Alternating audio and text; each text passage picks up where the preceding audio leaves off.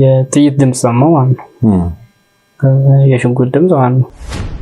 በቪዲዮም እኔ ሀክ ሳረግ የተጠቀምኩት በፒሲ ሁላ በሁሉ ነገር በቃ መረጃ ሰብስቦ ነበር።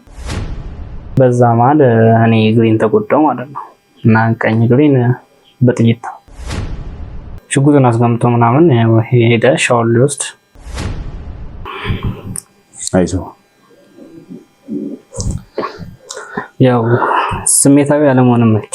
የሚጠቅም ኢንፎርሜሽኖችን እያገኘን እንዲሁም ደግሞ ወሳኝ የሚባሉ ሰዎችን ስንይዝ የነበረው በማንም አይደለም በይሳቅ አማካኝነት ነበር። ከዛን አካል ከተን ስንጠው ለእያንዳንዳችን 100 ሺህ ብር ገባል። ግን ያሰቡን ስራ የብላክ አታክ ነው። ይሄ ማለት የሌቦቹ አካል ማለት ነው። ያው መጎዳቴንም አሁን አልቆጭበትም። ለበጎ ዓላማ ስለተጎዳው የሱን አካውንት የበፊት አካውንቱን አድርገን ሀክ እንድናደርገው ነበር የተፈለገው። ወንጀለኛ ያደረገኝ ማለት ነው። ያው እኔ ግን ስለ የተባልኩትን የሰራሁት በካሬ በ73000 ብር 100% ለሚከፍሉ ደንበኞቻችን እንዲሁም 10% ለሚከፍሉ 50% የባንክ ብድር የተመቻቸለት ብዙዎች ለመኖር በሚመኙትና ሁሉን ነገር ባሟላው በሲኤምሲ አፍሪካ ኮንቬንሽን ሴንተር አጠገብ በመናስገነባው 5 ኮከብ ሆቴል ያካተተ ኮምፓውንድ አፓርትመንት ውስጥ ባለ 1 መኝታ በ720 ሺህ ብር ቅድመ ክፍያ፣ ባለ 2 መኝታ በ1 ሚሊዮን ብር ቅድመ ክፍያ እንዲሁም ባለ 3 መኝታ በ1.4 ሚሊዮን ብር ቅድመ ክፍያ በማስታወቂያ ዋጋ እየሸጥን እንገኛለን። በዚህ 23000 ካሬ ላይ ባረፈው ኮምፓውንድ ውስጥ 5 ኮከብ ሆቴል፣ 2 ስዊሚንግ ፑል፣ ጂም ስፓና ሳውና፣ የባስኬትቦል ኮርት እንዲሁም ራኒንግ ኤንድ ባይኪንግ ትራክ፣ ኢንዶርና አውትዶር የልጆች መጫወቻ ተካቶበታል። ለበለጠ መረጃና ሳይት ለመጎብኘት ይደውሉልን። ድሪም ቢልደርስ ሪል ስቴት ህልሞን እንገነባለን። አንተ ነው የምመጣው። ኦሬዲ ያለቀ ጉዳይ ነው። አንተም እስከዛ ድረስ ዝም ብለህ ተንፍስ። ያው ለቀቀኝ ሰሚያርስ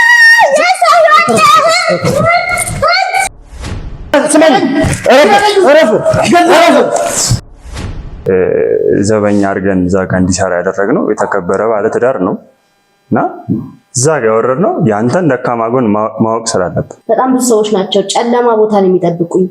ስለዚህ ያ ነገር ላይ በጣም ስለሚያሰቃኝ እሱን ኮን የሚፈልጉት እሱን ብሰጥ ይቀለኛል። ከኔ ህይወትም የወጣ ሰው ነው አይደል? እነሱ እንዴት እንደምትሞት ምናምን እንዴት አንተን መግደል እንዳለብን ያቀዱት እቅድ አለ። ነፍሱ ይገደል ብለሽ ጭራሽ ተወስኝበታለሽ። ለአንቺ ሲል በተሰቃየ ጭራሽ ተወስኝበታለሽ።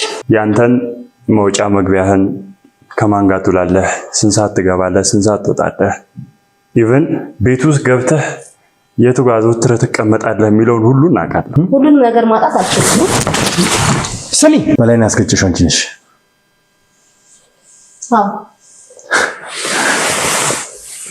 አዎ ምን አደረግሽ? ለእሷ ተለቅ ያለ ገንዘብ እንድንሰጣትና የበላይ ነገር ለእኛ እንድታስማማኝ ያንተን ውድ ሰው ነው የያዘችው። ያልገባህ ሰው አንድ ነገር ልንገርህ፣ ወርቁን ትላንትና ነው አባቴ መሆኑን ያወቅሁት።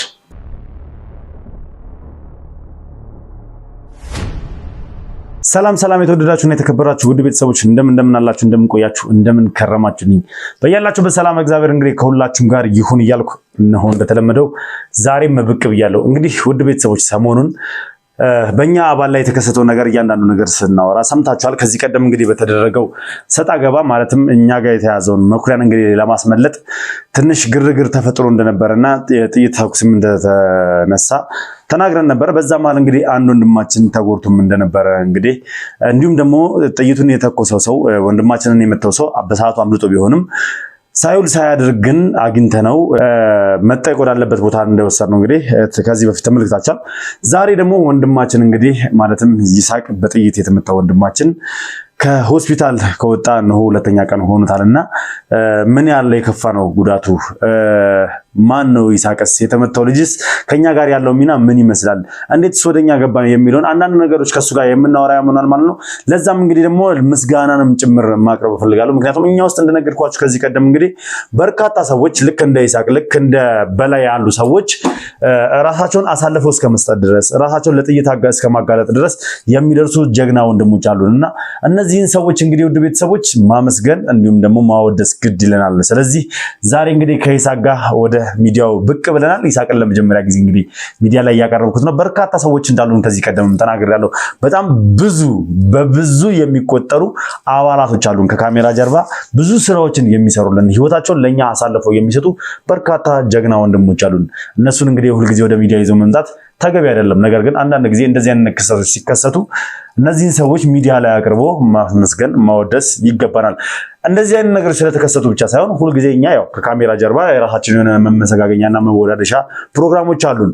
ነገር ግን በይፋ ደግሞ ማህበራዊ ሚዲያ ላይ ቤተሰቦቻችን ተከታዮቻችን በሚመለከቱት መልኩ እነዚህን ሰዎች ማመስገን ግድ ስለሚለን ነው ማለት ነው። ያው ክሬዲት መስጠት ግዴታችን ስለሆነ ማለት ነው። ለማንኛውም ውድ ቤተሰቦች የምናደርገውን ቆይታ አብራችሁ ቆይታችሁን እንድትከታተሉ ጋብዛችኋለሁ። አዲስ ሆናችሁ ካላችሁ ሰብስክራይብ ያደርጋችሁ ቤተሰብ መሆናችሁን አትርሱ። ሀሳብ አስተያየታችሁን ኮሜንት ላይ ጻፉልኝ። ቪዲዮን ላይክ፣ ሼር እያደረጋችሁ ለብዙ ሰው እንድታደርሱ ፈልጋለሁ። በያላችሁበት ሰላም እግዚአብሔር ከሁላችሁ ጋር ይሁን። ሰናይ ጊዜ። እንግዲህ በመጀመሪያ ወንድማችን ይሳቅ እንግዲህ እንኳን እግዚአብሔር አተረፈ፣ እንኳን ለቤት አበቃ። አመሰግናለሁ። ያው እንግዲህ ዛሬ አጋጣሚ ሆኖ አንተንም ለማናገር በመጣንበት ሰዓት ወንድምህም ከጎን ነው። ስለዚህ የተወሰነ ቆይታዎችን አብረን እናደርግ አይሻልም? እስከዛሬ ከኛ ጋር በምታደርገው ሩጫ ከኛ ጋር በምትሰራው ስራ እንግዲህ ሚዲያ ላይ ወጥተህ አንድም ነገር ያው ማጋለጥ ስለሌለብን ወይ የኛን ሰዎች ሚዲያ ላይ ወጡ አደጋ እንዳይከሰትባቸው ስለምንፈልግ እንግዲህ ያው የታወቀ ነው።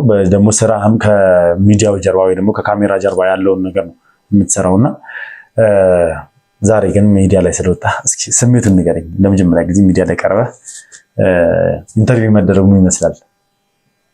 ያው ትንሽ ከባድ ነው፣ ግን ለበጎ ነገር ሲሆን ደግሞ ሚዲያ ላይ በቀርቡ ችግር የለው አይደል?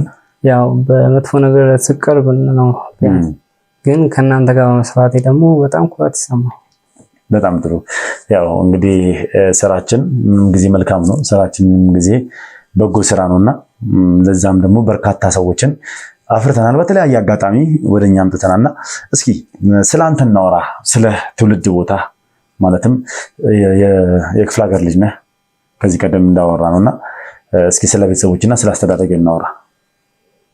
ያው እናትና አባቴ ከሰሜን ጎጃም ነው የመጡት እና ያው የዘራረጊ እዛ ነውና ልክ ሲያሳድጉኝ በቤተክርስቲያንና ለሰው ጥሩ ነገር አድርግቼ እንድኖር ነው ያሳደጉኝ።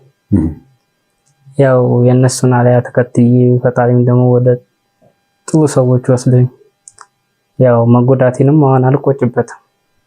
ለበጎ ዓላማ ስለተጎዳው እና ቤተሰቦቼ ጥሩ ለሰው ትሁት እንደሆነ ሰውን አጋዥ እንደሆነ ሰውን አክባሪ እንደሆነ አድርጎ ነው ያሳደጉኝ። ይሄንን ደግሞ ታላቅ ወንድሜ ይመሰክራል። ያው በትምህርት ላይ ራሱ የነበረ ነገር በጣም ዩኒክ ነበር። ማለት ገና ከልጅነት ጀምሮ ትምህርት ላይ በጣም ፎከስ አደርጋለህ። ያው ከዚህ ቀደም እንግዲህ ወንድሜ ጋርም ያው በኖርማል በአካል አውርተናል። ከልጅነት ጀምሮ ለትምህርት ያለ ስሜት በጣም ለየት ያለ እንደነበረ ይነገራል። እስኪ ስለዛ ንገረኝ። አባቴ በምን ያምናል መሰለህ? በትምህርት የሰው ልጅ ጥሩ ቦታ እንደሚደርስና ጥሩ ነገርም እንደሚሰራ እና ያው የእሱን ሀሳብ ተከትዬ እኔም ወደፊት ልሄድ ቻልኩ ማለት ነው። እና ያው ትምህርት ይጠቅማል። ያው የሚጠቅመውም ከአንተ እንደሚጠምቅ ካመንክበት እና ያው በትምህርት ደረጃ ይሄን ነው ማለት የምችለው። በጣም ጥሩ። ከራስ አልፎ የሰፈር ልጆች ምናምን ከልጅነት ጀምሮ የሆነ ለማስጠናት የምታደርገው ምናምን ጥረት እንዳለ ነግረኸኝ ነበር አይደል? ከዚህ ቀደም እስኪ ማለት የልጅነቱ ጊዜ ምን ይመስላል? ታላቅ ወንድሙ እንደመሆነ መጠን ምክንያቱም ከቤታችሁ ለየት ያለ ሰው እንደነበረም ነግረኛል። እስኪ ስለ አስተዳደጋችሁ በደንብ ንገረኝ። ይሳቅ ያው የልጅነት አሪፍ ነበረ። በጣም ጎበዝ ልጅ ነው። በትምህርቱም በጣም ጎበዝ ልጅ ነው። የስራ ልጆችን ያስጠናል። ታዛዥ ነው የሚባለው ነገር በሙሉ ያደርጋል። ትምህርት ቤትም ከፍተኛ ውጤት አምጥቶ እንትን ያለው በጣም ጎበዝ ነው።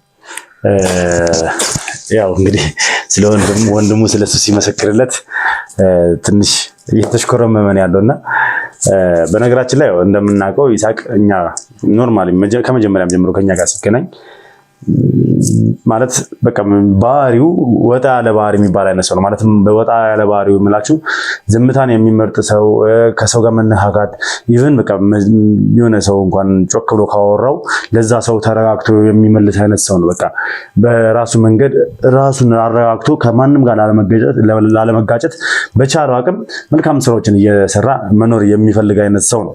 እኔም እንዳየሁት ከሆነ ስመሰከርለት ማለት ነው።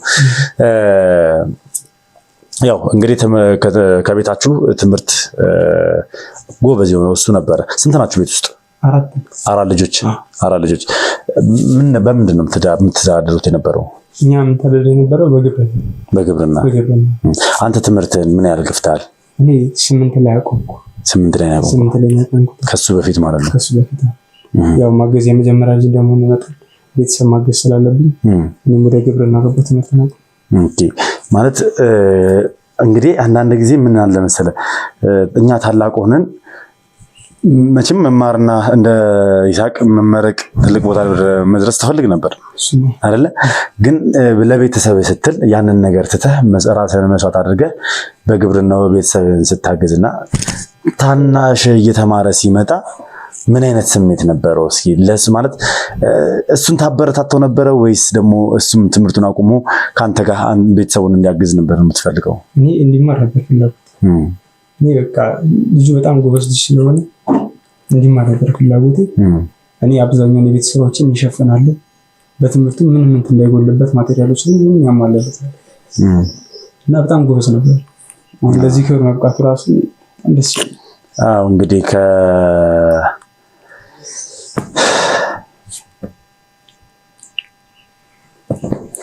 እሺ ያው እንግዲህ ታላቅ መቼም ለታናሹ መስዋዕትነትን ይከፍላል ብዙ ጊዜና ስሜታዊ ያደርጋል። ምክንያቱም እሱ የራሱን ህይወት እንግዲህ ትቶ ቤተሰቦቹን ከማገዝ ባሻገር እንደሰማነው እንዲበረታ ያግዘው ነበር። አንዳንድ ነገሮችን እንደሚያሟላለት እንደነበረም እንግዲህ ከወንድሙ እየሰማን ያለ ነውና ኤሌመንተሪን ጨርሰው ወደ ሃይስኩል ሲገባ መቼም ከደረጃ ሲሸጋገር ጥሩ የሆነ የሚሰማን ስሜት አለ መቼም አይደል? ምን አይነት ስሜት ነበር እስኪ ቤት ውስጥ? እኔ ቤተሰብ በጣም ደስተኛ ነው። እንደዛ እንትን ጥሩ ታምቶ በማለፍ በጣም ደስተኛ ነው። ሲቀጥል እኔ ፍሬን ያየሁት ያምናል ከወንድምም በላይ እንደ ልጅ ታላቅ ስትሆን ነው። ትክክል። ታላቅ መቼም የትኛውም ቦታ ወንድ ከሆነ የአባትነትን ቦታ ይሸፍናል። ሴት ከሆነች ደግሞ የእናትን ቦታ ሸፍና እያሉ ራሱ ተክተው የሚሰሩበት ጊዜ ነገር የሚያግዙበት ነገር አለና ሁለት ልጆች አሉ። የእሱ ታናናሾች ናቸው ሁለቱ። እነሱስ በትምህርታቸው ምን አይነት ደረጃ ላይ ነው ያሉት? እነሱ ገና አንዱ 8ኛ አሁን ላይ። እሺ አንዱ ደግሞ 6። ኦኬ ገና ልጆች ናቸው። መልካም። መቼም እነዚህ ልጆች ጠንካራ እንደሆኑ ተስፋ አደርጋለሁ። ይስሐቅ ለዛሬ ይበቃል ብሎ ቤተሰብ የሚያስበው ማለት ትምህርቱን ተምሮ ካምፓስ ገብቶ ዩኒቨርሲቲ ጨርሶ ይወጣል ብላችሁ ሙሉ እምነት ነበራችሁ ቤተሰብ? ለይስሐቅ ማይተማመን ቤተሰብ ሁሉም የሚደግፈው እሱ ነው። በትምህርቱም ሁሉም ያግዙታል። ማቴሪያል ሁሉም ነገር ያሟሉለታል። ከልጅነቱም ጀምሮ ለትምህርት ትልቅ ፍቅር እና ሁሉም ያምንበት ትልቅ ደረጃ እንደሚደርስ የአካባቢው ሰው ራሱ በጣም የሚደሰትበትና የሚወራበት ልጅ እንደሆነ ጭምር አውቃለሁ። ምክንያቱም ይስሐቅን እንግዲህ እኔ ሳገኘው ያገኘሁበት መንገድ አለና ከይስሐቅ ጋር የተገናኘንበት መንገድ በጣም ማለት አስገራሚ ነው። አንዳንድ ጊዜ ፈጣሪ ወደ መልካም ነገር ሲመራን በምን አይነት መልኩ እንደምንሄድ አናውቅም። በምን አይነት መልኩ ህይወታችን ሊቀየር እንደሚችል አናውቅም። ምክንያቱም ይስሐቅን የተገናኘበት ቦታ ላይ ይስሐቅ የሚገባበት ቦታ ላይ ሆኖ አይደለም የተገናኘነው። ግን ደግሞ እሱ ለኛ ትልቅ ሚናን ተጫውቶ ነው ራሱ ነው ወደኛ የገባው። ማለት ራሱ ነው ወደኛ የገባው ስላችሁ ኦልሞስት ይስሐቅ ከተዋወቅን በአካል አይሆን እንጂ ከተዋወቅን ወደ አመት ከ6 ወር ምናምን አካባቢ ሆነናል። በአግባቡ ማለት ነው ከተዋወቅን እና ይስሐቅ እኔ ሳላቀው የቡድናችን አባል ሳያውቀው ይስሐቅ ለኛ በጣም ትልቅ ስራዎችን ሲሰራልን ነበር ከሚባለው በላይ። ሚዲያ ላይ አላወጣ ነው መውጣት አንፈልግም ነበር በሰዓቱ። ምክንያቱም ደህንነት የሚባል ነገር አለ። እኛን የሚያግዙን ሰዎች ሌላ ስራ ውስጥ ሆነው ለኛ የሚሞቱ ሰዎች ማለት ለኛ የሆነ ነገር የሚያደርጉልን ሰዎች ምን አይነት ነገር ሊደርስባቸው እንደሚችል በደንብ እናውቃለን። በተለይ ደግሞ በዛ ጊዜ የነበረበትና እስኪ ከይስሐቅ ጋር እናወራ። ምክንያቱም መጀመሪያ ያው እንግዲህ ወንድሙ ሲያወራ ይስሐቅ ትንሽ ስሜታዊ እየሆነ ነበርና ለምንድን ነው ስሜታዊ ልትሆን የቻልከው? እስኪ ስለዛ እናወራና ከዛ እንመለሳለን። ደግሞ አይዞህ ያው ስሜታዊ አለመሆንም ነች ወንድም ያው ማለት ይከብዳል። ምክንያቱም ከእናትና አባት በታች ያው ከሌሎች ሰዎች በላይ ሆኖ እሱን እስካሁን እየደገፈኛል። አንድ በአንድ ደግሞ ያው ከእናንተ ጋር ሰራ የነበረውን ሁሉ አይዞ በርታ ብሎ ከጎን የነበረው እሱ እስር ቤት በገባሁበት ጊዜ እንኳን እሱ ነበር ለማንም ሳይናገር ብቻውን አይዞ በርታ በቃ እኔ መቋቋም ማልችለው ነገር ሁላ እሱ እንደ ታላቅ ሆኖ ሊያገዘኝ ይፈልጋል። በቃ ስለዚህ ቃላት ያጥባታቃለ። አዎ ትክክል ነው። እንግዲህ መስዋዕትነት የከፈለልን ብዙ ነገር የሚያደርግልን ገመናችንን የሚሸፍንልን ከጎናችን ሆኖ አለው በርቱ የሚለን ወንድማችን እንግዲህ ስለኛ ሲያወራ ስሜታዊ ሳንሆን ማለፍ አንችልም። ትክክል ነው። ምክንያቱም እኔም ብሆን በዛ ቦታ ያለሁት በዛ ቦታ እኔም ብሆን እንደዛው አይነት ስሜት ነው የሚሰማኝና ይስሐቅ ወንድሙ እንግዲህ ብዙ ነገር አድርጎለታል ከልጅነቱ ጀምሮ ልክ ትምህርቱን አቁሞ ምናምን ነገር ቤተሰቡን እያገዘ እንዲሁም ደግሞ ለታናሽ ግን እንዲማር ሲያደርግ እንደነበረው እኔም የተወሰነ ጊዜ ላይ ሳደርግ የነበረው ነገር ነው። ምክንያቱም እኔም እንግዲህ አባታችንን ባጣንበት ሰዓት የአባቴን ቦታ ተክቼ ለቤተሰቤ ከጎን ቆሜ ብዙ ነገር እንዳደረኩኝ ኢቭን ታናናሾችን እያስተማርኩ እንደሆነ በደንብ ታውቃላችሁ። 3 ታናናሾችን የማስተምረው እኔ ነኝ፣ እናቴን የምጦረው እኔ እንደሆንኩ በደንብ ታውቃላችሁ። ያ እንግዲህ የታላቅነት ሚና ነው። ታላቅ ስለሆነም ብቻ አይደለም። በነገራችን ላይ የትኛውም ወንድም ለወንድሙ ማድረግ ያለበት ነው። ከቻለ አቅሙ ካለው ታናሽ ቢሆን ራሱ ታላቁን ማገዝ ይኖርበታል። መቼም አሁን ላይ ጊዜው ተገላብጦ ይስሐቅ ነው ቤተሰባችሁን በጠቅላላ የሚያስተዳድረው አይደለ? ከድሮ ከምትኖሩበት ሁኔታ የተሻለ ኑሮ የምትኖሩ ይመስለኛል አሁን ላይ አይደለ? እስኪ መለስ ልበልልና ወደ ይስሐቅ ልምጣና እኔም ከማግኘት በፊት የምትሰራበት የነበረበት ቦታ አለ አይደለ? ከኔ ጋር ከመገናኘት በፊት እና ምን አይነት ስራ ነበር የምትሰራው? እንዴትስ ነበር እዛ ድርጅት ልገባ የቻልከው? ያው እዛ ድርጅት የገባሁት እኔ እንደማንኛውም ሰው ተመረቄ አላለ በቃ የማንኛውም ኢትዮጵያዊ ሰው ሄዶ ስራ እንደሚሰራ ተቀጥሮ እንደሚሰራ እንደዛ ነበር ያልኩት። ያው ከገባው በኋላ ግን 2 ወር ምናምን ነው በቃ ያው ምንም አልገባኝም ነበር ምሰራውን ስራ ማለት ነው። ግን ያው እንደምንም ብዬ በቃ ከሁለት ወር በምን ሙያ ነበር የገባው ስትገባ? ምን አልከኝ? በምን ሙያ ነበር ስትገባ የገባው? እዛ አይቲ ባለሙያ ኮምፒውተር ሳይንስ በኮምፒውተር ሳይንስ ነው የተመረቀው። እዛ ስትገባ በአይቲ ባለሙያነት ነው እዛ ድርጅት ላይ የገባው እና 2 ወር ሙሉ ስትሰራ ከነዛ ሰዎች ጋር እዛ ድርጅት ላይ ስትሰራ ምን እንደምትሰራ ማለት ምን አይነት ስራ እየሰራ እንደሆነ ለምንድን ነው ሊገባ ያልቻለው ማለት ምን ነበር ስራው? እስኪ በስትክክል ንገረኝ። ያው እሺ ስለ ስራው ከመንገሬ በፊት ልክ እንደገባ ከስራው ጋር ያስተዋውቀም ማለት ነው የሚያስተዋውቁ ያው አንተ እንድትነጋገር ያው በቃ ትናንሽ ስራዎች እንድትሰራና እዛ ውስጥ ያለውን ብቻ እንድትቆጣጠር ነው የሚያደርጉ። ከ2 ወር በኋላ ግን ያው ራሴ ባለኝ ዳታዎችን ተሰበሰብ ውስጥ ያለውን ኢንፎርሜሽኖችን ያው ማየት ጀምር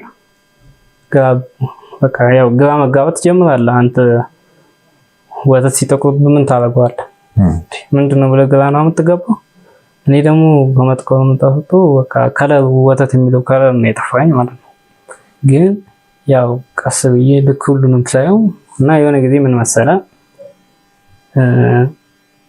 የባለቤቱ ወንድም አለ ማለት ነው እና የሱን ዳታ የሱን አካውንት እንትን የበፊት አካውንቱን እንትን አድርገን ሀክ እንድናደርገው ነበር የተፈለገው። ያው እኔ ደግሞ እንደዚህ ለወንጀል አይደለም ወይ የምጠቀመው ገብቷላ ለትክክልና ለፍትህ በሆነ መንገድ ነው የምጠቀመው እና እንደዛ አድርጉ ሲሉ አዩት። እንዴት እንደዚህ ሊሆን ይችላል? 4 ነበርኛ እንደዛ አካርጉ ተብሎ የተነገረን ሰዎች ማለት ነው። ከዛ እንሻለን እና ያው እኛ ጥሩ መስሎ ጥሩ ስለ ያው በጤናማ መንገድ ነው። ምን ነበር ሀክ እንድታረጉ የተነገራችሁ? ማለት የባለቤቱን የወንድም ድርጅቱን ነው የድርጅቱን ነው ወር ደግሞ የድርጅቱ ነው ሙሉ ኢንፎርሜሽን ማለት ነው። ሀክ አረግን። ከዛን እኛ በቃ ያው ወንድሙ ስለሆነ ችግር የለም የራሱ ነው ብለን ነው እንትን ያለው ወይ ጠፍቶበት ሊሆን ይችላል በሚለው ከዛን ሀክ አርግተን ስንሰጠው ለእያንዳንዳችን 100 ሺህ ብር ገባል። ታዲያ እኔ በ10 በ20 ሺህ ብር የተቀጠርኩ ሰውዬ 100 ሺህ ብር ሲገባልኝ ምን አይነት ስሜት ነው የሚሰማው? ሀክ ስላደረጋችሁ ብቻ ለአራታችሁ ያንን ነገር እንድትሰርዙ የተደረገ ይሄ ማለት አፋችን ማዘጊያ ነው። አፋችን ማዘጊያ ብቻ ሳይሆን ሌላም ስራ እንደዚህ አይነት ስራ ነው እንሰራው ማለት ነው። ከዛን በቃ እኔ ያው ሁለት ነገር ቢባገነው በዛ ጊዜ በጣም ገንዘቡ ያስፈልገኝ ነበር። ገንዘቡ ማስፈለግ ብቻ ሳይሆን ገንዘቡን አጥፍቼው ነበር ለቤተሰብ እና በሊኔና በገንዘቡ ማል ውጥረት አውጣው ማለት ነው። ኦኬ ባለቤና ወሮት ማለት ነው። ባለቤና አብረን አራትንም በያለው ከአራታችን አንዱን አወሮት። ከዛን ሰዋው እኔ ማቆት ታሪክ የለም ስለ የተባልኩትን ነው የምሰራው። አንተስ ምን አገባ ከተከፈለ ለምንድን ነው ጥያቄ የምታበዛው አለኝ። ኦኬ እኔ ደግሞ ጥያቄ ማብዛቱ ሳይሆን ህሊና ይባል ነገር አለ እዛ። ምን አይነት ስራ እንደሰራ ሳታውቅ የሰው አካውንት የሰው ድርጅት ኢንፎርሜሽን ሀክ አድርገህ ገንዘብ ሲገባል ያጠራጥራል። ትክክል ነው። ከዛን ያው ከባለቤ መርሱን ሳላገኝ ስቀር ወደ አለቄ ሄድኩ ማለት ነው። አለቄን እየጠየቀው እኔ ላይ መረጃ ሰብስቦ ነበር። የምን መረጃ? ይሄ ማለት እኔ ሀክ ሳረግ እንዲሁም ፒሲውን ስነካካ ያው ሀክ ማለት ብዙ ሰዎች ሌብነት ምናምን ይመስላቸዋል፣ ግን ሀክ በሶስት አይነት ይገለጻል። አንዱ ዋይት ሃት ሃከር፣ ግሬ ሃት ሃከር እና ብላክ ሃት ሃከር ይባላል። እኔ የገቡት በዋይት ሃት ሃከር ነው። ስለ በቃ ጤናማ ለአንድ ሰው ሴኩሪቲ ነኝ ማለት ነው። ግን ያሰሙን ስራ የብላክ ሃት ሃከር ነው። ይሄ ማለት የሌቦቹ ሃከር ማለት ነው። እና ያው እንደሱ አይነት ስራ ሲባል ለምንድን ነው ሰራው ይጂ ያለቀኝ ጠየቁት። እና እንዳልኩ መረጃ ሰብስቦብኝ ነበር በቪዲዮም እኔ ሀክ ሳረግ የተጠቀምኩት በፒሲ ሁላ በሁሉ ነገር በቃ መረጃ ሰብስቦ ነበር። ያው እሱን ነገር ደግሞ አንተ መረጃ እስካላገኘ ድረስ ሄደ ለህግ ማመልከት አትችልም። ራስህን ማድረግ ብቻ ነው። ስለዚህ አንተ እነሱ ላይ ክስ መሰረት ዞሮ የሚመጣው ክሱ አንተ ላይ ነው። አንተ ስለሆንክ ያንን ድርጅት ሀክ ያደረከው እነሱን ማስረጃ ይዘውብሃል ማለት ነው። ትክክል። ማለት ሄደህ ስታናግረው አለቃ ምንድን ነው ያለ? አርፈህ ስራ ብር ከገባልህ ድረስ አለኝ። አርፈህ ስራ ብር ከገባልህ ድረስ እስከገባልህ ድረስ አንተ እንድትሰራ ጥያቄ እንድትጠይቅ መፍጠር የለህም አለኝ። መፍትሄ የለህም? ከዛን ለምን ምናምን ብዬ እኔም ጥያቄ ጠየቅኩት። ምክንያቱም አንድ የማላውቀውን ስራ መስራት አልችልም አይደል? እሺ ብዬ ያው እንደዛ ምናምን ስለው አያገባም ምናምን አለና ያው እኔን ለማስፈራራት የቪዲዮ የተለያዩ እንትኖችን የቅጂዎችን ማስረጃዎች አሳየኝ። ይሄ ማለት እኔ ያው አንተም ብላክ ሜል አደረገን ማለት ነው። ወንጀለኛ አደረገኝ ማለት ነው። ያው እኔ ግን ስለ የተባልኩትን የሰራሁት እሱንም ጠይቄያለሁ እጄ ማለት ነው። ያው በእውነታው ስትመጣ እኔ ጥፋተኛ አለው እሱ ጥፋተኛ ማለት ነው። ግን በህግ ደረጃ ስመጣ ምንትኑ እስኪጣራ ድረስ እነሱም አይገኙም ማለት ነው። ያው ወንጀለኛ አይሆንም ማለት ነው። ገብቷል አይደል? ለዛ ነው። መልካም። ከዛ በኋላ ይህን ማስፈራሪያ ከተሰጠ በኋላ ቀጥታ እንግዲህ የራስን መረጃ እያሰባሰብክ ግን ስራህን አለቅክም፣ እዛ ሆነ እየሰራህ ነበር አይደል? ምን ነገር ነበር ሲከናወን ነበር ሲካሄድ ነበረው? ያው እኔ በዛ ድርጅት ውስጥ የኛውን እውቀት ስለ እንትናቸውን ካወቅኩ በኋላ የሚሰሩትን አላማ ካወቅኩ በኋላ እነሱ መጥፎ ነገር ለመስራት ዝግጁ በሚሆን ቅድሚያ ኢንፎርሜሽኑን ይደርሰኛል ማለት ነው። ስለዚህ እነሱ ታርጌት ባደረጉት ሰው ላይ ቅድሚያ ጥንቃቄ እንዲያደርግ ኢሜል አደርግላቸዋለሁ። እንዲሁም ደግሞ ያው እነሱ ጥንቅቁ እንዲሆኑ እንትና መረጃ ሰጥቻለሁ ማለት ነው። ይሄ ማለት አንድ ጤናማ ድርጅት ከዘረፋ እንዲድን ማለት ነው። እየታደግካቸው ነበር ማለት ነው። ቀድመህ አንተ ኢንፎርሜሽኖችን ምናምን እየላክ ታዲያ ይሄን ነገር ሊደርሱ ባልቻሉም አላወቁብህም? ሙሉ ለሙሉ አላወቀብኝም፣ ግን ያው እኔ ጭምት ስለሆንኩ ስላልታወቀብኝ እሱም ደግሞ እንደዛ ያደርጋል ብሎ ያሰበም አለቀኝ።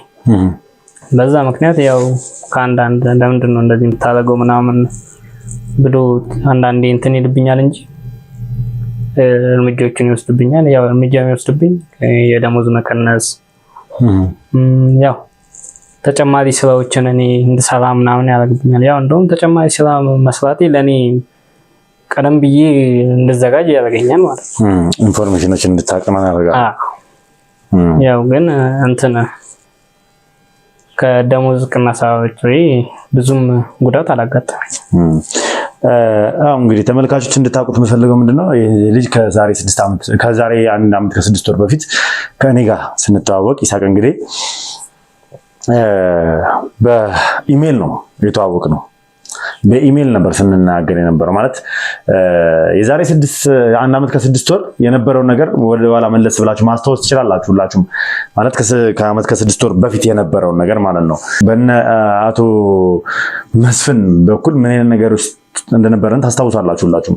ማለትም እንግዲህ እኔን እስከ ማገት ደረጃ ድረስ ደርሰው ነበር። በርካታ ሰዎች ተጎድተውብን ነበረ። በርካታ ሰዎቻችን ብዙ ጥንቅጥ ውስጥ ገብተዋል። እንዲሁም ደግሞ እነሱን ለሚያዘኛ ብዙ ውጣ ውረዶችን ስናከናውን ነበረ።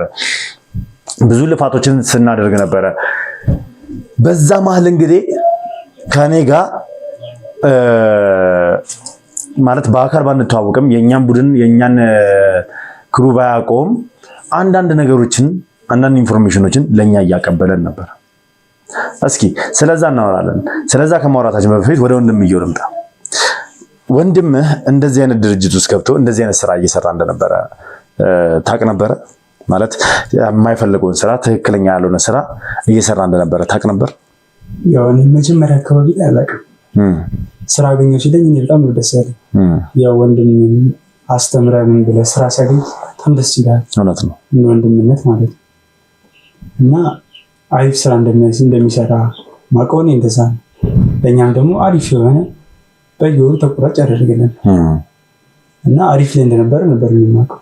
እና ከሆነ ጊዜ በኋላ እንደዚህ ተፈጠረ ብሎ ሲነግረኝ ምንም አላልኩም። ስለምታመምንበት ከምንም ነገር ስለሚያደርግ ጎበዝም ስለሆነ ምንም ታደርገዋለህ፣ በቃ ቀጥልበት ከማለት ውጭ ምንም ነገር አላልኩት። አይዞህ በርታ ከማለት ውጭ ያው ምንም ሊለው አልችልም። ማለት እንደዚህ አይነት ከባድ ችግር ውስጥ ገብቶ እንደነበረ የሰው ድርጅት ላይ ተገዶ እየሰራ እንደነበረ በማስፈራሪያ እየሰራ እንደነበረ ስታውቅ ያው ምንም ማድረግ አልችልም። በርግጥ ቤተሰብ ሲሄን ጉዳይ አውቆት ነበር? እናት አባት ቤተሰብ አለ ያው በእድሜ ገፋ ያሉ ስለሆነ ስኳር ምናምን ስለሌለባቸው ይሄ ነገር ብነግራቸው የራማም እስከሚገቡ ብዬ እኔ ብቻ ነኝ። ስለዚህ አንተ ብቻ ነህ የእሱ ሚስጥር ይዘህ ቁጭ ያልከው? ታናናሾቻቸው ራሱ የሚያውቁት ነገር የለም? በጣም ደስ ይላል። አንዳንድ ጊዜ ይሄ ነው ማለት ቤተሰብን ላለማስጨነቅ የራሳችንን ችግር ራሳችንን ብቻ ሁለት ወንድማማቾች ስንመካከር፣ ያው ብቻውን አንድ ሰው መያዝ የለበትም በርግጥ ምክንያቱም ስለሚጎዳው ብቻውን ከሆነ። ነገር ግን እንደዚህ የሚያካፍለው ወንድሙ ችግሩን የሚጋራለት ወንድሙ ካለ ግን ከሱ ጋር አብሮ መወያየት የሚችል ከሆነ ለሁለቱ ብቻ ቤተሰብ ሌላው ሳይበጠበጥ ሁለቱ ብቻ መፍትሄዎችን ማበጀት ይችላሉ። እንግዲህ ከዛ በኋላ እኔን አግኝተኸኝ እኔን ያው በአካል ሳይሆን በኢሜል ምናምን እያደረክልኝ ብዙ መረጃዎችን ሰጠኝ ነበር አይደለ? እንዴት ነበር ይህ ሀሳብ የመጣልህ ከኔ ጋር ኮሚኒኬት የማድረግ ስራ? ያው ከአንተ ጋር ሀሳቡ የመጣልኝ ቅድሚያ አሁን ማቆኒ አለቀኝ ነው አይደለ? ከአንተ በፊት አለቃህን ድርጅቱን ነው የምታውቀው። ከዛም ባሻገር ደግሞ ባለቤቶቹ አሉ። ግን ያው አለቀኝ ሳቀው አለቀ የመጣበት አላማ ራሱን ጠቅሞ ሌላውን ማውደም ነበር። አንተ ግን አላማ ያው አንተም ከነሱ ውስጥ ተጠቂ ነበር መሰለኝ። ትክክል። እና ያው እኔ አንተ በዛ አይደለ የታወቅ ነው አንድ አንተን ድርጅት ለማጥቃት ሲሞክሩ እኔ ቀደም ብዬ ኢሜል አድርግቼልህ እንድትጠነቀቅ ነው ያልኩ። ኢንፎርሜሽን ሰጥቼ በዛቱ በነገራችን ላይ ያው ይሄ ነገር በጣም ነው የጠቀመን። ለዛ ማመስገን ፈልጋለሁ። ሙሉ የእስራኤል ሚዲያ አካውንት እንዲሁም ደግሞ እኛ ውስጥ ያለው መረጃ ማሰባሰቢያው ጠቅላላ ኢንፎርሜሽኖችን በጠቅላላ ለማውደም እንግዲህ ሀክ ለማድረግ ትዕዛዝ ተሰጥቶት ነበር። ነገር ግን እሱ አስቀድሞ እያንዳንዷን ነገር ኢሜል አድርጎልን እኛ ራሳችንን ልንከላከል ቻናላችንን ልንጠብቅ እንዲሁም ደግሞ ሙሉ የክሩ መረጃ እንግዲህ በአግባቡ ልንከላከል ችለናል ማለት ነው። ለዛም ትልቅ ምስጋና አለኝ። ያው አመስግኛለሁ ከዚህ በፊትም። ከዛ በኋላ በጣም በርካታ መረጃዎችን እየሰጠህን ነበር። በጣም በርካታ መረጃዎችን እያቀበልከን ነበር። አንዴም ግን የደረሱበት ሁኔታ የለም መሰለኝ አይደል? አንዴም ለኛ መረጃ እየሰጠን እንደነበር አላወቁብህም።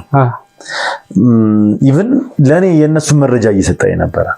በጣም ማለት በየቦታው ከሆነ ጊዜ በኋላ ከተመለከታችሁ በየቦታው ኢንፎርሜሽን አግኝተናል እያለን እየተጓዝን ነበረ። ነገር ግን አንዳንድ ጊዜ የተሳሳተ ኢንፎርሜሽኖችን ብናገኝም ይበልጥ ግን የሚጠቅም ኢንፎርሜሽኖችን እያገኘን እንዲሁም ደግሞ ወሳኝ የሚባሉ ሰዎችን ስንይዝ የነበረው በማንም አይደለም፣ በይስሐቅ አማካኝነት ነበር።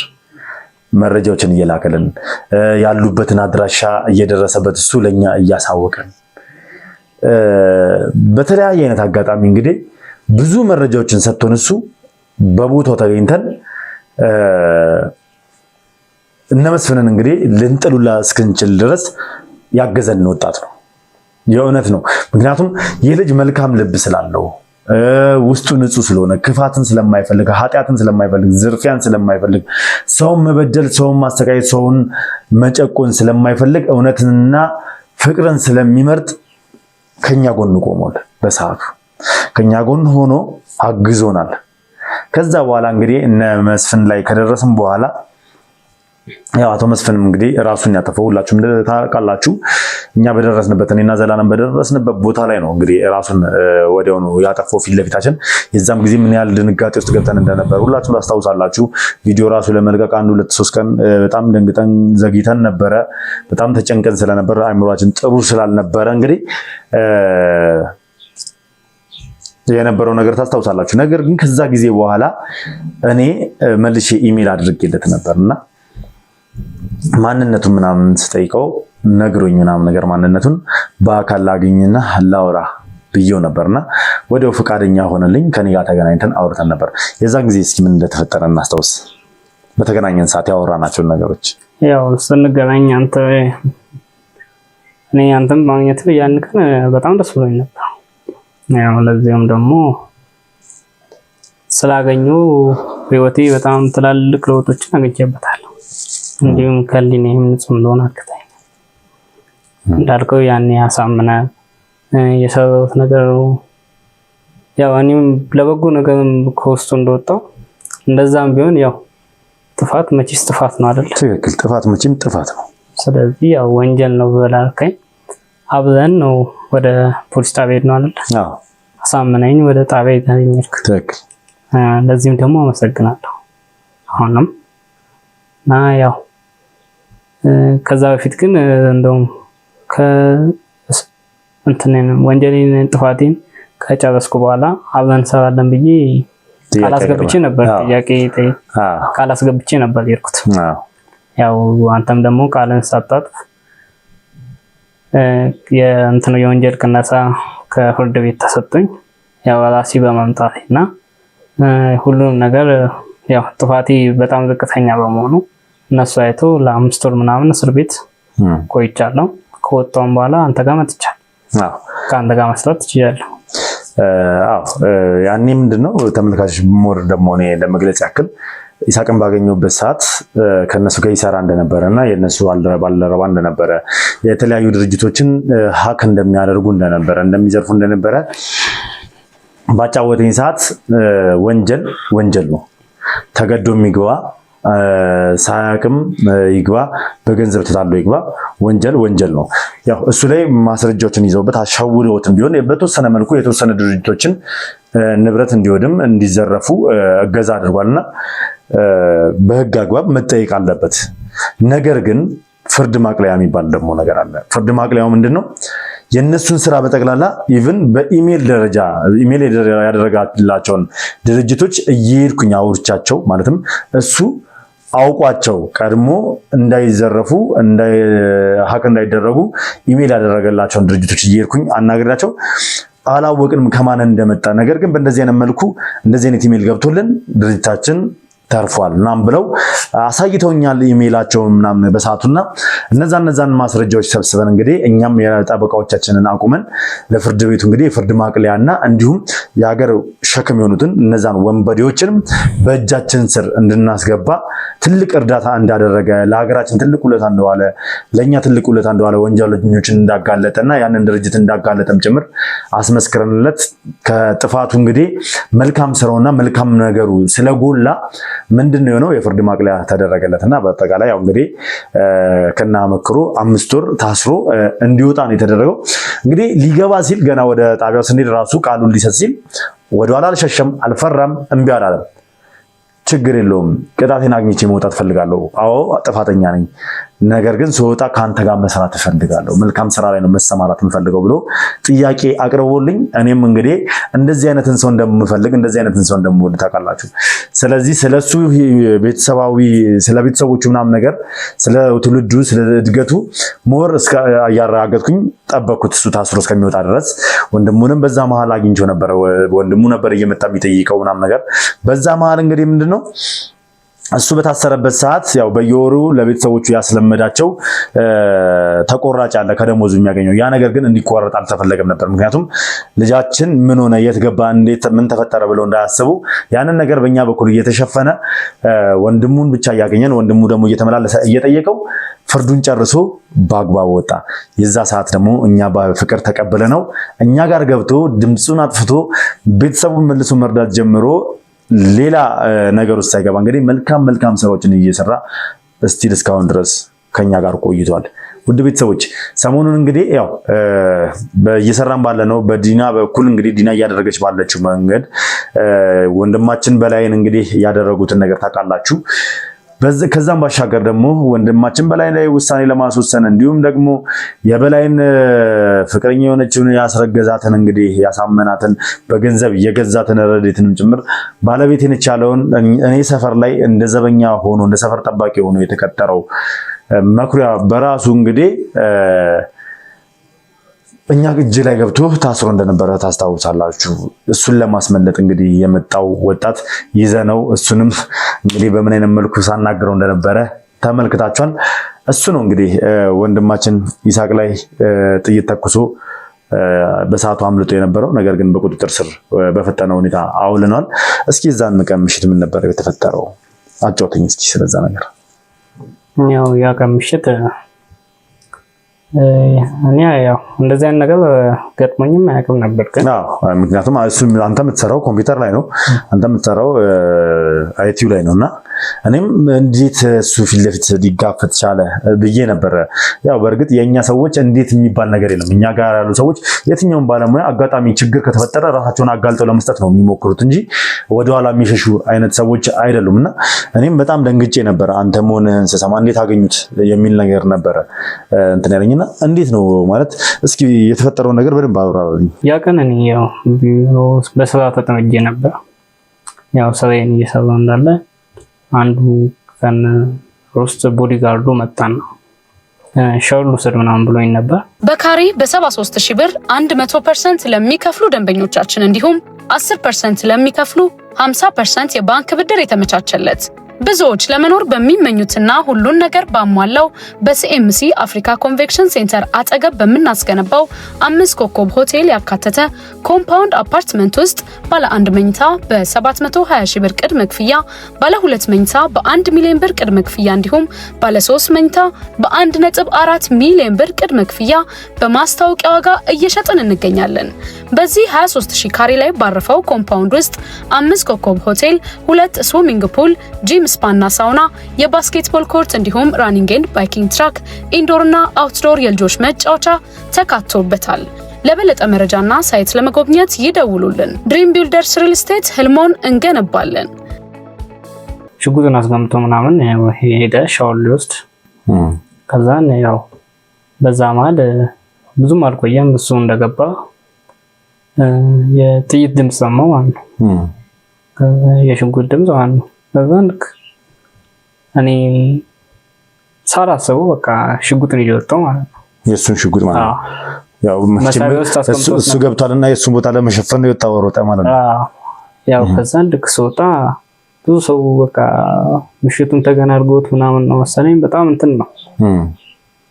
ከዛን ያው እኔ ማንም ላይ እንትን አላልኩም ነው ጉዳት አላወሰድኩም፣ ግን በዛ መሀል እኔ እግሬን ተጎዳው ማለት ነው እና ቀኝ እግሬን በጥይት ተመታው። ያው እንግዲህ አንዳንዴ በምን አይነት መልኩ ወደ እንደዚህ አይነት ነገር እንደምንገባ በምን አይነት መልኩ እኛ ላይ ጥቃት እንደሚደርስ ወይ ደግሞ ልንጎዳ እንደምንችል አይታወቅም። ሁሉም ነገር ሲሆን ፈጣሪ በጻፈልን መንገድ ነው የሚሆነው። ያን ያልኩ በምንድነው ምክንያት ምንድነው እንግዲህ የዛን ቀን አጋጣሚ ሆኖ ጋርዱ አንደኛው ጋርድ መሳሪያ አስቀምጦ ወደ ሻወር ገባ። በመግባቱ ለይሳቅ እንግዲህ ሞራል ሆኖ ማለት ወኔ ሆኖ ማለት ምንድነው በቃ ቢያንስ የሱን ቦታ ሸፍናለሁ ብሎ ስላመነ ነው ያንን ሽጉጥ አንስቶ እንግዲህ ሮጦ የወጣው ከኮምፒውተሩ ላይ ተነስቶና ያው የተጻፈለት ነገር ስለነበረ እግሩን በጥይት ሊመታ ይችላል። እግዚአብሔር የተመሰገነ ይሁን በቀላሉ ነው ያለፈለ። ከዚህ በፊት እንደተጎዱብን ወይ ደግሞ ከዚህ በፊት እንዳጣናቸው እንደነዋ ሲሆን የከፋ ነገር አልደረሰብም። እግዚአብሔር የተመሰገነ ይሁን። ለዛም ደስ ብሎኛል እና ይሄንን ሙሉ መስዋዕት እንግዲህ እየከፈሉ የሚሰሩ ከኛ ጎን ያሉ ሰዎች አሉ። እነዚህ የሚከዱን ጥቂቶች ናቸው። በቃ በነገራችን ላይ ገንዘብን ፈልገው እኛን የሚከዱን ሰዎች በጣም ጥቂቶች ናቸው። ጥቂቶች እንደነዚህ አይነት ሰዎች ደግሞ እኛ ጋር ብዙ ናቸው። እንደነ ይሳቅ አይነት ሰዎች እኛ ጋር ብዙ ናቸው። እንደነ በላይ አይነት ሰዎች እኛ ጋር በጣም ብዙ ናቸው። ደረታቸውን ለጥይት የሚሰጡ ግንባራቸውን ለጥይት የሚሰጡ በቃ ላመኑትን እውነታን ስላመኑ እውነታን ስለሚቀበሉ ለዛ ነገር የሚሞቱ ለዛ ነገር ቀዳማይ የሚሆኑ ምርጥ ወንድሞች አሉና እሱንም ለማመስገንና እንዲሁም ደግሞ በንስራይን ክሩ ስም እንግዲህ ስጦታ ጭምር ይዘን የመጣ ነው። እንግዲህ ይሴ ቤተሰብ አስተዳዳሪ ነህ። በዚህ እድሜ እናት አባትህን ትጦራለህ፣ ታላቅ ወንድምህን ታግዛለህ፣ ታናናሾችህን ደግሞ ታስተምራለህና መልካም ስራን እየሰራህ ክፋትን ጠልተህ ከኛ ጋር ተቀላቅለህ ያለህ ወጣት ነህና ላደረክልን ነገር በጠቅላላ ምስጋናን እናቀርባለን። እንግዲህ በንስራይን ክሩ ስም እንግዲህ እግዚአብሔር በቶሎ እንዲምርህ ጸሎታችንን እናደርሳለን፣ ምኞታችንን እንገልጻለን። ከዛ ባሻገር እንግዲህ ንስራይን ቡድን በጠቅላላ ተነጋግረን ላንተ ለቤተሰብ የሚሆን እንዲሁም ደግሞ አንተ እስኪሻለ ድረስ ራስን የምትጠግንበት አንዳንድ ነገሮች ያስፈልጓልና እነዛ ነገሮች የምታሟላበት የ300,000 ብር ስጦታ አምጥተንልሃል ማለት ነው እና ያው እግዚአብሔር ምሕረቱን ይላክልህ። ቀጣይ እንግዲህ ድነህ ወደ ስራ በቅርቡ እንደምትመለስ በአግባቡ መራመድ እንደምትችል ባለሙሉ ተስፋ ነኝ። አሁንም ምንም እንደሆነ ሰው አይደለም፣ ራስን እየቆጠርክ ያለው ጥይት እንደምታይ አይነት ሰው አይደለም። ቀለል አድርገን ያየኸውና በጣም እናመሰግናለን። አሁንም ጠንክረልን በርታን እንላለን። ወንድሙንም እንግዲህ ከጎኑ ሆነ እያበረታታው እነዚህ መልካም ስራዎችን እየሰራ እንደሆነ አውቀህ በርታ፣ ጎበዝ፣ ይሄ ነው የሚያስፈልገው እያልክ ስለምታበረታተው ስለምታግዘው በሀሳብ ስለምትደግፈው የእውነት ልናመሰግን እንወዳለን። ምክንያቱም እንግዲህ ወንድሙ በጥይት ሲመታ ይቅርብህ ስራ ታው ምናምን ብሎ ሊያስቆመው እንትን ሊለው ይችላል። ነገር ግን መልካም ስራ ስለሆነ እየሰራ ያለው ስለምታበረታተው አሁንም በድጋሚ ክብረት ይስጥልኝ ማለት ፈልጋለሁ። ለማንኛውም ጊዜያችሁን ሰጣችሁኝ ስለወራችሁኝም ከልብ አድርጌ አመሰግናለሁ። ፕሮግራም ይልዝጋና ከዛ በኋላ ሰብሰብ ብለን ደግሞ ከካሜራ ጀርባ ያሉት ቁጭ ብሎ ከእናንተ ጋር ትጨዋወታላችሁ፣ ከጓደኞች ጋር ታወራለህ ማለት ነው። ለማንኛውም ውድ ቤተሰቦች እንግዲህ ያው አብራችሁ ስለነበራችሁ ከልብ አድርጌ አመሰግናለሁ። ወንድማችን እንግዲህ ጀግና ነህ ይሳቅ ጀግና ነህ ያላችሁ ኮሜንት ላይ እንድጽፉልኝ ፈልጋለሁ። እንዲህም እንግዲህ ራሱን ሰውቶ ራሱን አሳልፎ ሰጥቶ ሰዎችን የሚያተርፍ ሰዎችን የሚያድን ጀግና ወጣቶችን በበርካታ እያስፋፋን እያፈራን እንገኛለን። አብራችሁ ስለነበራችሁ ክብረት ይስጥልኝ። አዲስ ናችሁ ካላችሁ ሰብስክራይብ ያደርጋችሁ ቤተሰብ መሆናችሁን አትርሱ። ሐሳብ አስተያየታችሁን ኮሜንት ላይ ጻፉልኝ። ቪዲዮን ላይክ እና ሼር እያደረጋችሁ ለብዙ ሰው እንድታደርሱልኝ ፈልጋለሁ። በያላችሁ በሰላም እግዚአብሔር ከሁላችሁም ጋር ይሁን። መልካም ቀን